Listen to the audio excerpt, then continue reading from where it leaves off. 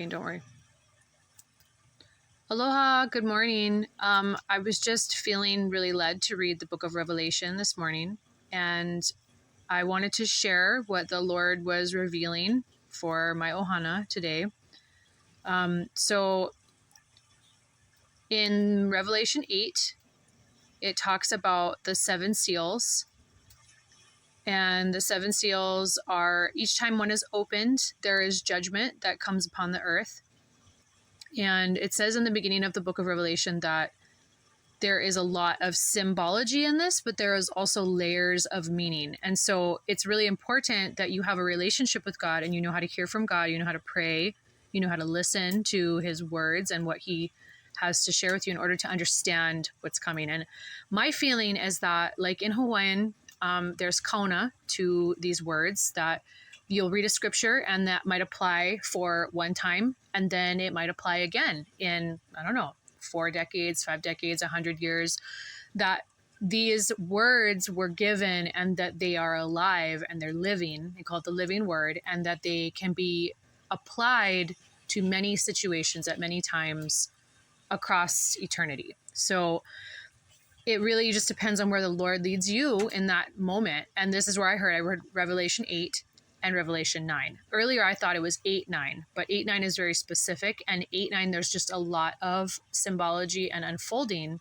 that's going to take place. So when the Lamb opened the seventh seal, there was silence in heaven for about half an hour. Then I saw the angels, 7 angels who stand before God, and the 7 trumpets were given to them. And another angel came and stood at the altar with a golden censer, and he was given much incense to offer, with the prayers of all the saints on the golden altar before the throne. And the smoke of the incense with the prayers of the saints rose before God from the hand of the angel. Then the angel took the censer and filled it with fire from the altar and threw it on the earth. And there were peals of thunder, rumblings, flashings of lightning, and an earthquake. So this goes through layer and layer of what God will bring to the earth at the end of time, at the end of days, the very end. We're in that time now, but it's the beginning of that time. And some of these things we may see in our lifetime, but we probably won't see all of these things. But our children might see these things, and their children might see these things. So it is important that we do look at them, that we do talk about them, that we do teach our children of the things to prepare their hearts and their spirits for, and to not fear, because if you belong to God, then he will take you up with him when that time comes, and he will catch you. So one of the things that I was reading with my son, and we were reading Revelation 9. I'm going to go to it right now. So this Bible that I'm using, this Bible app, is called Step Bible. And what it does is, if you go and you click on a word, like let's say harm, it tells you what the word is. Let's see, it's not working right now. There it is. Harm. It tells you what the word in Greek is, aikeo, and what it means: to do wrong, mistreat, to act unjustly, injure, violate a law. And so it's actually really good to have this one, because in the Old Testament, it does the Hebrew translation, and in the New Testament, it does the Greek, because that's what they were using. They were using the Greek language at the time. But a lot of words in the Bible have many meanings to one word, just like Hawaiian does. It's not just that word. Like fear of the Lord actually means like to love, to respect, to honor, to listen to have like deep reverence for. It's not just the word fear. So in our English language is a very limited understanding of that. But that's just one example. So we were reading down here.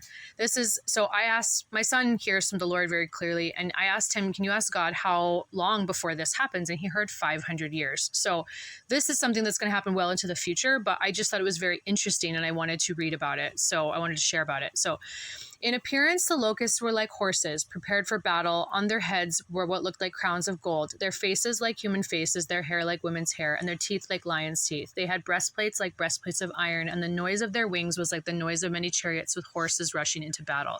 They have tails and stings like scorpions, and their power to hurt people for 5 months is in their tails. Let's see. Oh, here we go. Actually, it's up here. It says, they were told not to harm the grass of the earth or any green plant or any tree, but only those people who do not have the seal of God on their foreheads. They were allowed to torment those who did not have the seal for 5 months, but not to kill them. And their torment was like the torment of a scorpion when it stings someone. And in those days, people will seek death and will not find it. They will long to die, but death will flee from them. So I just wanted to point out that it basically says at this point that humanity will figure out a way to live forever. And I think that that is very clear in there. It says, and in those days, people will seek death and will not find it, that death will flee from them. And I mean, it's very interesting to me that, I guess it's not surprising that humanity would figure out a way to live forever. And at some point, they're going to wish they could die, but they couldn't, because that's the judgment is going to come. And if they're aligned with the spirit of darkness, which is selfish and self-serving and seeks to have praise and worship itself rather than the creator of everything, of the universe, then this is what will be their future. Okay, yeah.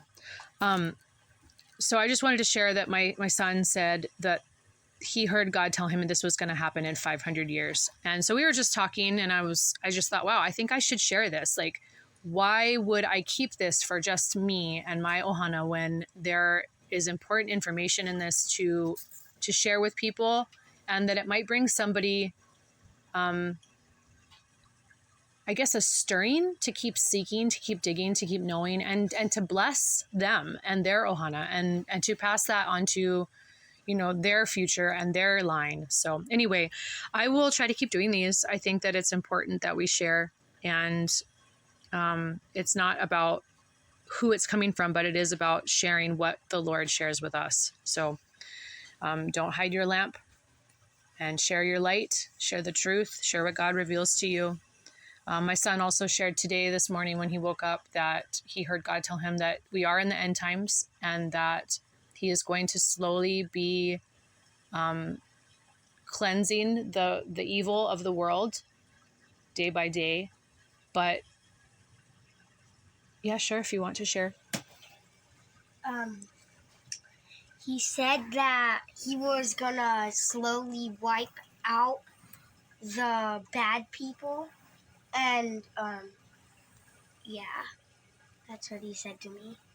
What else did he say? He said one more thing, right? Wait, I think. Oh, and that he's going to try to reach people. Yeah, I think. But that they won't want to listen to him. Yeah, and that we're in the end of times, and the day of judgment is right around the corner. Yeah. And that a lot of them won't listen to him. A lot of them won't listen to him. A lot of people. And I think it's good to just remind ourselves that, like, when we're in a place where there is a huge catastrophe and huge devastation, like a huge earthquake or a huge flood or a huge tsunami, or, you know, like the Lahaina fires, like, that is the day of judgment for you in that time, in that place.